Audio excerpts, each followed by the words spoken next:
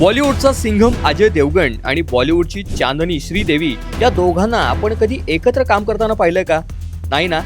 या दोघांनी एकाही चित्रपटात एकत्र काम का केलं नाही त्याचा पण एक किस्सा आहे. 1992 ला प्रदर्शित झालेला श्रीदेवी यांचा खुदा गवाह हा चित्रपट प्रचंड लोकप्रिय ठरला. या चित्रपटासाठी सुरुवातीला अजय देवगणला साईन करण्यात आलं होतं, पण नंतर शेवटच्या क्षणी दाक्षिणात्य अभिनेता नागार्जुनला चित्रपटात घेण्यात आलं. नागार्जुनला चित्रपटात घेण्याच्या निर्णयात श्रीदेवीचा हात असल्याचं अजयला वाटलं आणि तो संतापला. श्रीदेवींनी जाणून बुजून दाक्षिणात्य अभिनेत्याची निवड केली ही अफवा पसरली. त्यानंतर अजयने श्रीदेवी सोबत पुन्हा कधीही काम न करण्याचा निर्णय घेतला. 1993 ला श्रीदेवी यांनी स्टारडस्टला एक मुलाखत दिली. या मुलाखतीत अजयच्या झालेल्या गैरसमजाबद्दल त्या म्हणाल्या की मी कोणाला का चित्रपटातून काढू?